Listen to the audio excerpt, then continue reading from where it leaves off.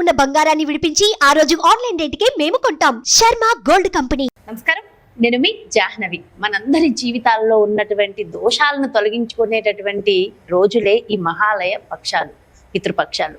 మరి ఈ పితృపక్షాల్లో అసలు ఎవరెవరు ఏం చేయాలి, ముఖ్యంగా ఎలాంటి విషయాలు మనం తెలుసుకోవడం వల్ల, ఎలాంటి క్రియలు మనం చేయడం వల్ల మనందరికీ కూడా మన జన్మతః వచ్చిన దోషాలు తొలగిపోతాయి అనేది పూర్తి వివరాలు సవివరంగా మనకు వివరించడం కోసం మనతో ఉన్నారు ప్రముఖ జ్యోతిష్య వాస్తు పండితులు, ప్రముఖ ఆధ్యాత్మికవేత్త బ్రహ్మశ్రీ నానాజీ పట్నాయక్ గురువు గారు. మరి పూర్తి వివరాలు గురువు గారి మాటలు అడిగి తెలుసుకుందాం. నమస్కారం గురుగారు. శ్రీమాత్రే నమః. అయితే గురువుగారు, మహాలయ పక్షాలు ఎప్పుడు చెప్తూ ఉంటారు మీరు, అంటే మన దోషాలన్నీ తొలగాలంటే ఇవి చాలా ముఖ్యము అని. అలాంటి రోజుల్లో మనం ఉన్నాం ఇప్పుడు. అసలు ఏం చేయాలి ఈ 15 రోజులు? పూర్తిగా ఆచరించవలసిన విధి విధానాలు ఏంటి? ఏం తినాలి, ఏం తినకూడదు, ఎలా ఉండాలి, ప్రతినిత్యము ఏ విధంగా ఉండడం వల్ల నిజంగా మనకు ఉన్నటువంటి దోషాలు తొలగిపోతాయంటారు? తప్పకుండా అమ్మా. ఫస్ట్ ఆఫ్ ఆల్ ఏంటంటే దీన్ని ఎందుకు మహాలయము, మహాలయం అయిపోయింది కదా. ఏమిటి మహాలయము, ఎందుకు వచ్చింది ఈ పేరు అంటే, పాయింట్ నెంబర్ 1, ఈ బ్రహ్మ సృష్టికర్త, విష్ణు స్థితికర్త, చూసుకునేవాడు మొత్తం, రుద్రుడు లయకర్త. మొట్టమొదట ఏమైందంటే మనకి భూమి మీద జనాలు పుట్టేవారు, పెరుగుతూ ఉండేవారు, కానీ మరణం అనేది ఉండేది కాదు.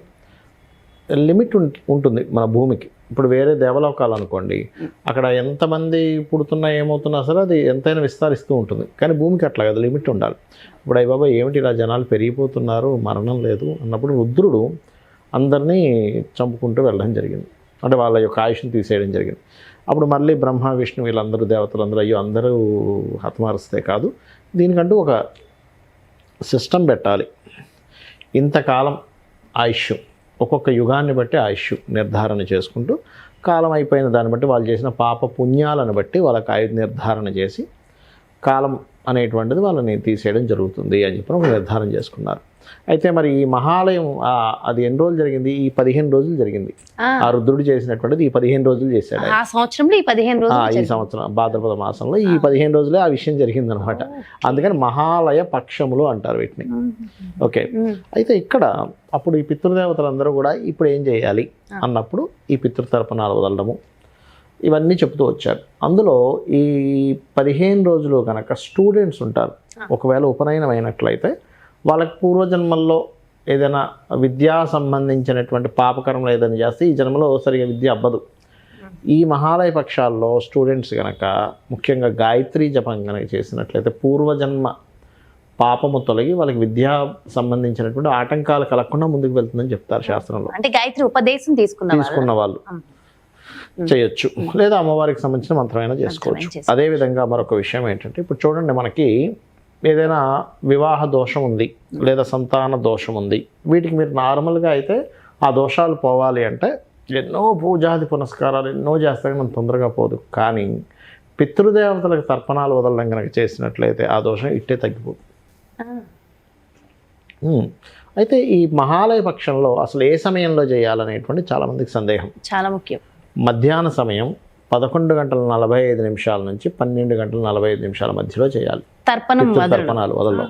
పగటిపూట చేయడం కాదు. పగటిపూట మీరు నిద్రలేస్తారు, చక్కగా మీరు ఏం చేస్తారంటే స్నానపానాలు చేసుకొని మీ యొక్క నిత్య దేవతారాధన ఉంటుంది కదా, గాయత్రి జపం చేసుకోవడము, నిత్య దేవతారాధన, పంచాయతనం ఇవన్నీ చేసుకుంటారు, అభిషేకము అవన్నీ చేసేసుకున్న తర్వాత 11:45 నుంచి 12:45 మధ్యలో ఈ పితృతర్పణాలు వదలడం చేయాలి. అయితే అందరూ ఉద్యోగాల్లో ఉంటారు, వారి వ్యాపారాల్లో బిజీగా ఉంటారు. ఆఫీస్లో చేసుకోవచ్చు అమ్మ, తప్పే ఉంది. నేను వెళ్తున్నా, ఇప్పుడు ఆఫీస్కి వెళ్తా, ఇది అయిపోయాక ఆఫీస్లో చేసుకుంటా. ఎక్కడున్న వాళ్ళు అక్కడే చేసుకోవచ్చు, తప్పే ఉంది.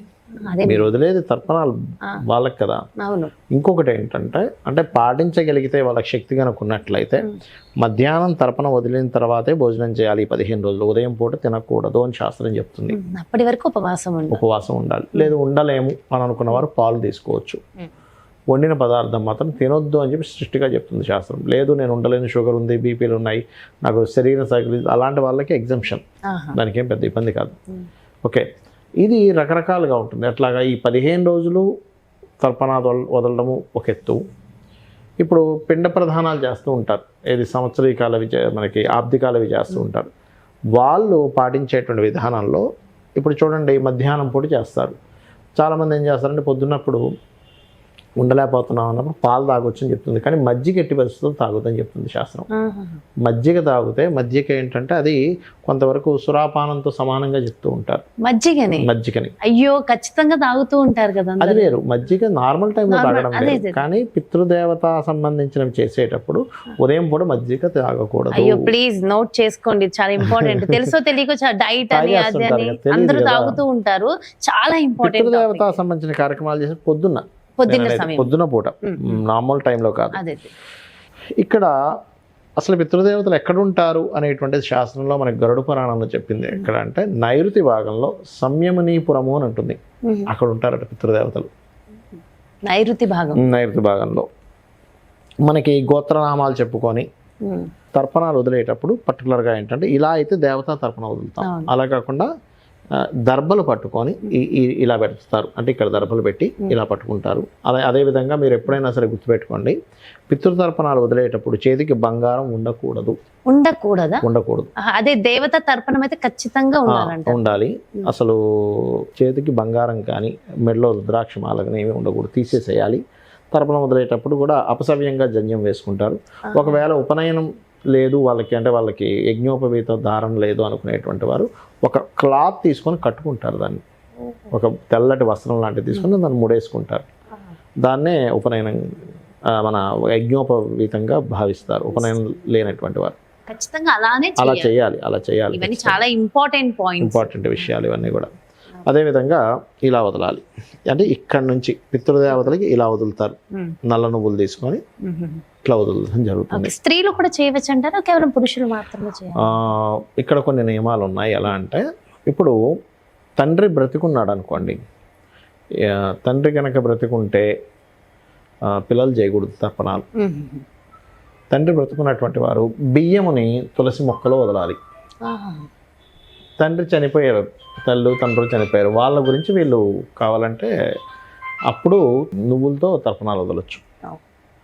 ఓకే, బియ్యాన్ని వదలొచ్చు. ఇట్లా అది శాస్త్రంలో ఉన్నటువంటిది. ఇది పర్టికులర్గా ఏంటంటే మనకి గరుడ పురాణంలో 21, 23 అధ్యాయాల్లో ఉంటుంది దీనికి సంబంధించినటువంటి విషయం.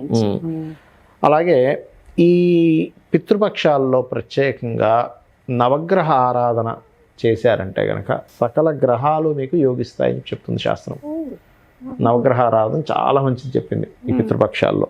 అదేవిధంగా మరొక విషయం ఏంటంటే ఇప్పుడు మనకి ఒక్కొక్క ప్రాంతాన్ని బట్టి మనకు కొన్నిసార్లు కొన్ని ప్రదేశాలు కొన్ని దొరకవు. దీనికి చాలా విచిత్రం ఎలా చెప్పిందంటే శాస్త్రము, ఇప్పుడు మీకు అక్కడ పిండి దొరికింది, పిండితో పిండ ప్రదానం చేసుకోవచ్చు, లేదా అన్నము రేగి పళ్ళతో కూడా చేయొచ్చు అని చెప్పింది శాస్త్రం. అసలు అక్కడికి ఏమీ దొరకలేదు, మట్టి ముద్దలతో కూడా పెట్టొచ్చు అని చెప్పింది పిండ ప్రదానం. అవునా? మట్టిలో శక్తి ఉంటుంది కదా. మహాలయ పక్షాలు ఇప్పుడు ఎక్కడో ఉన్నారమ్మా, ఏ కంట్రీస్ వెళ్ళిపోయారు, అక్కడెక్కడో అసలు ఏమీ లేవు. అక్కడ ఒక రేగిపండు దొరకలేదు, అన్నము లేదు, ఏమీ లేదు. ఉండవుగా, ఒక్కోసారి అన్నం వండుకోవాలని ఉంది, అక్కడ ఏదో బర్గర్లు తింటారు. అప్పుడు ఏం చేయాలి, ఒకటి రేగిపళ్ళే ఉన్నాయి, రేగిపళ్ళను మొత్తం ఇలా వీటిలా పెట్టేసి పిండ ప్రధానాలుగా పెట్టచ్చు అని చెప్పింది. అసలు ఏమీ దొరకలేదు, మట్టిని తీసుకొచ్చి మట్టి ముద్దలు పెట్టి కూడా చేయొచ్చు అని చెప్పింది శాస్త్రం పిండ ప్రధానాలు. అయితే అందులో కూడా మనకి పిండ ప్రధానాలు చేసేటువంటి విధానంలో కూడా 3, 16, 32, 42 3 పెడితే అమోహం, 16 పిండాలు పెడితే ఇంకా అమోహం, 32 పెడితే ఇంకా తిరుగులేదు, 42 అయితే ఇంకా అద్భుతం అని చెప్పింది శాస్త్రం. అదేవిధంగా ఈ పిండ ప్రధానాలు పెట్టడం వల్ల ఇటు 7 తరాలు అటు 7 తరాల వాళ్ళు తరిస్తారు అని చెప్తుంది శాస్త్రం. అదేవిధంగా ఇప్పుడు మీరు అనుకోవచ్చు, ఏమండి మా వాళ్ళు ఎక్కడో వాళ్ళ జీవితం అయిపోయింది కదా, మా నాన్నగారు తాతగారు చాలా నిష్ఠానిష్టంగా ఉండేవారు, ఆయన అసలు ఇంకో జన్మ ఎత్తే ఛాన్సే లేదు, దేవతా లోకానికి వెళ్ళిపోయి ఉంటారు అనుకుంటే కనుక దేవతలు ఏం తీసుకుంటారో అమృతం కదా, వీళ్ళు పెట్టేటువంటి పిండ ప్రధానం ఏదైతే ఉందో అది అమృతంగా మారుతుందట అక్కడ. ఒకవేళ అలా వెళ్ళిపోయారు సరే శాస్త్రం చెప్తుంది. ఒకవేళ సర్పంగా ఎత్తాడు జన్మ, సర్పం ఏం తింటుంది, గాలిని భుజిస్తూ తను జీవితాన్ని సాగిస్తుంది సర్పం. అందుకని సర్పానికి వాయు రూపంలో వెళ్తుందట. ఒక రాక్షస జన్మ ఎత్తాడు అనుకోండి, మాంస రూపంలో వెళ్తున్నారు వీళ్ళు పెట్టేటువంటి పిండం. రక్తాన్ని పీల్చేటువంటి ఒక జీవిగా పుట్టాడు అనుకోండి, రక్తంగా వెళ్తుందట వీళ్ళు ఇచ్చేటువంటి పిండ ప్రధానం. అని చెప్పి శాస్త్రవచనం. సో ఎందుకు ఈ అంటే ఆల్రెడీ వాళ్ళు వేరే జన్మ ఎత్తేసి ఉంటారుగా, ఎందుకు ఇవన్నీ మనం అని అనుకుంటుంటాం అనుకుంటుంటాం కదా, కానీ వాళ్ళకి ఆ రకంగా పనిచేస్తుంది, ఖచ్చితంగా పనిచేస్తూ ఉంటుంది. అదేవిధంగా శాస్త్రం ఏం చెప్తుందంటే బంగారం ధరించొద్దు కానీ వెండి ధరించమని చెప్తుంది. వెండి ఉంగరం ఉంటే ఉండొచ్చు. పితృదేవతలకు వెండి అంటే చాలా ఇష్టం. వెండి ఆచమన పాత్ర, వెండి గిన్నెలో వదలడము, వీలైతే ఈ 15 రోజులు వెండి గిన్నెలో భోజనం కనుక చేసినట్లయితే చాలా మంచిదని చెప్తుంది. లేని వాళ్ళు కొనుక్కోవాలంటే ఇప్పుడు కొనుక్కోవచ్చు అంటే కొనుక్కోవచ్చు, తప్పేం కాదు. ఉన్న వాళ్ళు పూర్తిగా చెప్తున్నారు, లేని వాళ్ళు నార్మల్గా చేసుకుంటారు, అదేమి కంపల్సరీ చేయాలని కాదు. ఎందుకు వెండి అంటే వెండిలో కనుక చేసినట్లయితే మొండి సమస్యలు కూడా తీరుతాయని చెప్పి చెప్తుంటారు. వెండి వాటిల్లో కనుక మనం తర్పణాలు చేసినట్లయితే మొండి సమస్యలు కూడా తీరుతాయి. అయితే వదిలిన తర్పణాలు నువ్వులు అవి ఎక్కడ వేయాలంటే, లేకపోతే భోజనం చేయడం అందులోని, ఇవన్నీ అయిపోయిన తర్వాత తీసుకెళ్ళి మొక్కల్లోనూ వాటిలోనే వేసేస్తారు దాని తర్వాత మీరు. అదేవిధంగా చాలామందికి తెలియని విషయం ఏంటంటే ఈ మహాలయ పక్షాల్లో భార్యాభర్తలు కలవకూడదని చెప్తుంది శాస్త్రం. కలవకూడదు, అది ఒకటి మెయిన్గా గుర్తుపెట్టుకోండి. ఆనపకాయ తినకూడదు ఈ మహాలయ పక్షాల్లో, ఇంగువ తినకూడదు. అదేవిధంగా అలసందలు, ఉల్లిపాయలు, దోసకాయ అసలు తినకూడదు.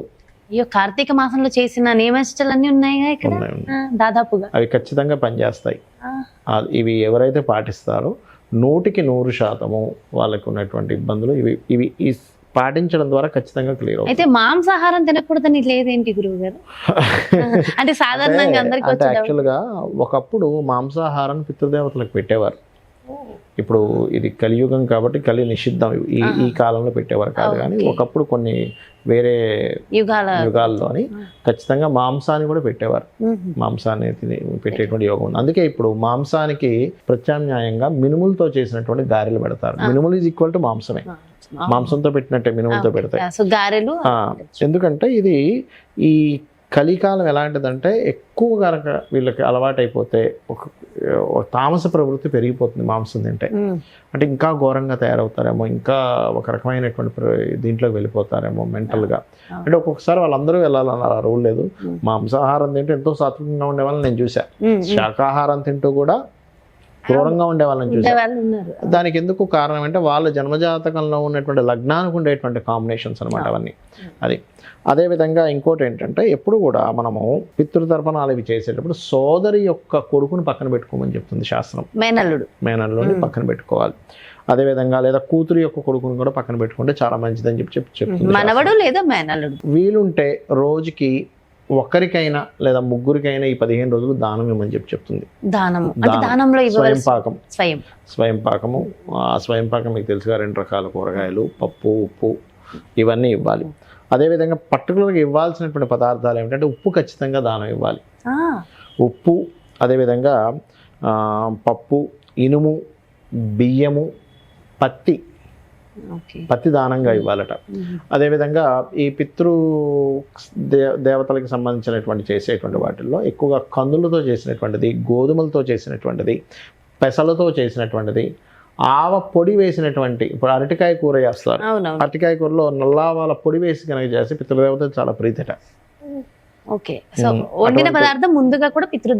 అవును. కొంతమందికి ఎట్లా అంటే వాళ్ళకి సిస్టమ్ అదంతా తెలియదు.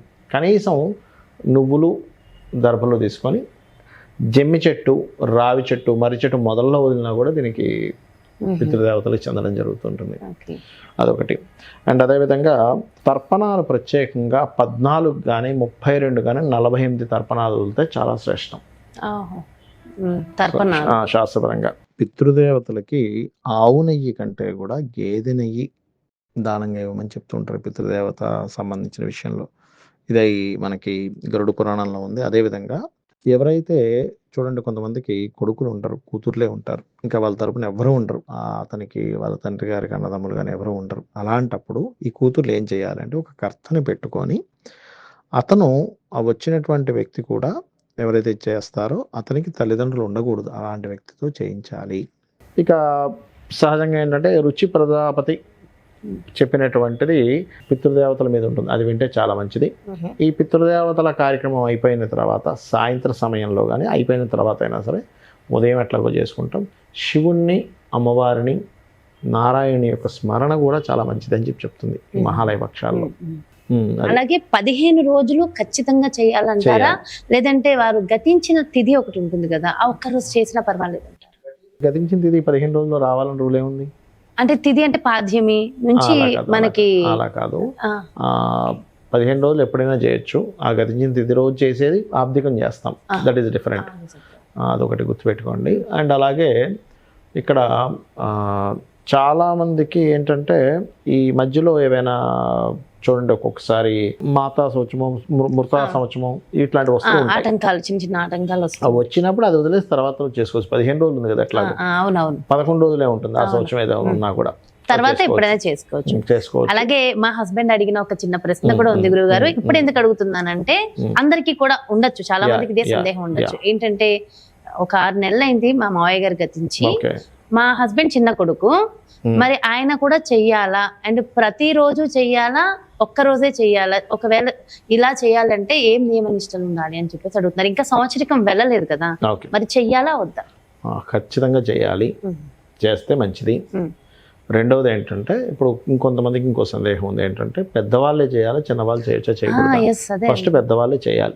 పెద్దవాళ్ళు చేస్తే చిన్నవాళ్ళు వాళ్ళకి సహకరించాలి. మరి వాళ్ళు ఎక్కడో వీళ్ళు ఎక్కడో ఇక్కడ కూడా ఒక చిన్న ఇది ఉంది. ఇప్పుడు చూడండి, మీ బావగారు ఎవరైతే ఉన్నారో వాళ్ళు ఎక్కడో ఉండుంటారు, యుఎస్ లో ఉన్నారు. అంత దూరం అంటే కొంచెం కష్టం.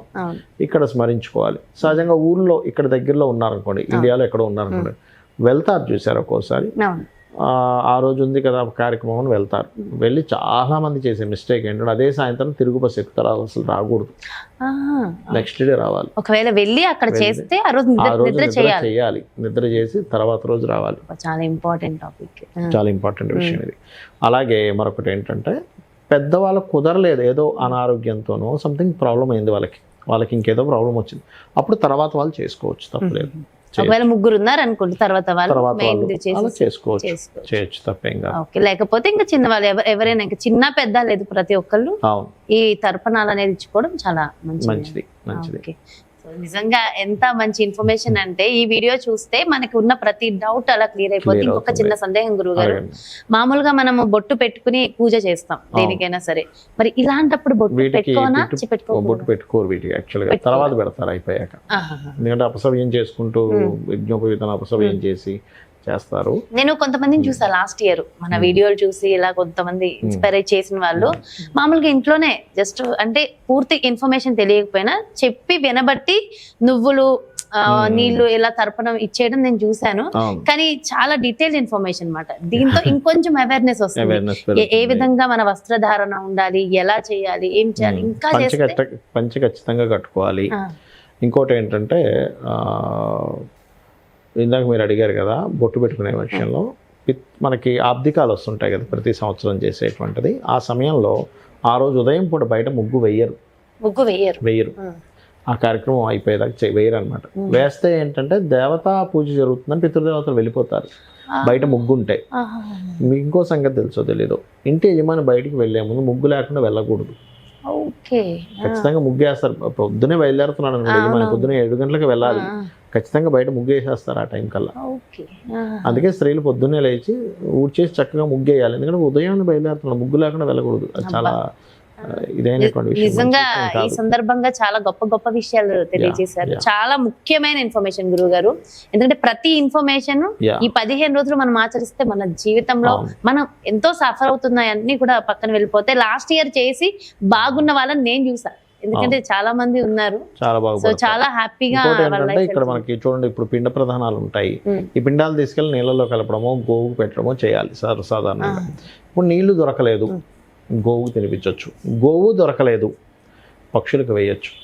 పక్షి దొరకలేదు మీకు, అక్కడ భూమి తీసి భూమి లోపల కప్పెట్టొచ్చు అని చెప్తుంది, అగ్నిలో వేయొచ్చు అని చెప్తుంది శాస్త్రం. ఇంకొక ఆప్షన్ ఇచ్చింది. అంటే పంచభూతాల్లో రకరకాల మార్గాల ద్వారా అది చేయొచ్చు, వాళ్ళకి మనం ఇచ్చేసేయచ్చు. అబ్బా, ఎంతో ఎంతో మంచి ఇన్ఫర్మేషన్, మహిమాన్వితమైన ఇన్ఫర్మేషన్ ఇచ్చారు. థ్యాంక్ యూ సో మచ్ గురువు గారు. నమస్కారం. శ్రీమాత్రే నమః. ఎస్ అండి, నిజంగా మనందరికి ఏదైతే సబ్జెక్ట్ నాలెడ్జ్ అవసరమో, ఇన్ఫర్మేషన్ అవసరమో అదంతా కూడా డీటెయిల్డ్ గా ఎక్స్ప్లెయిన్ చేశారు కదా. సో అయినా సరే పర్లేదు, మీకు ఇంకేమైనా డౌట్స్ ఉన్నా డెఫినెట్ గా కమెంట్స్ రూపంలో తెలియచేయండి. వాటికి సంబంధించి కూడా మరొక వీడియో ద్వారా డెఫినెట్ గా తెలియజేసే ప్రయత్నం అయితే చేస్తాం. ఎందుకంటే ఇంకా 15 రోజులు ఉన్నాయి కాబట్టి మహాలయ పక్షాలు లాస్ట్ 2-3 రోజుల్లో అయినా మీరు షార్ట్ అవుట్ చేసుకునేలాగా ఖచ్చితంగా వీడియో చేస్తాం. ఎలాంటి క్వశ్చన్స్ ఉన్నా మీరు డెఫినెట్ గా కమెంట్స్ రూపంలో తెలియచేయండి. మరో ప్రత్యేకమైన కార్యక్రమంతో మళ్ళీ మీ ముందుకు వచ్చేస్తాను. మరి అలాగే మీ యొక్క జాతకానికి సంబంధించి కానీ, లేదంటే మీ ఇంటి వ్యాపార వాస్తుకు సంబంధించి కానీ గురువు గారిని సంప్రదించాలి, అపాయింట్మెంట్ కావాలి అనుకుంటే మరి ఇంకెందుకు ఆలస్యం, క్రింద డిస్ప్లే అవుతున్నటువంటి నెంబర్స్ కి కాల్ చేయండి. మీకున్నటువంటి సమస్యలకి పరిష్కార మార్గాలు తెలుసుకోండి. నమస్కారం.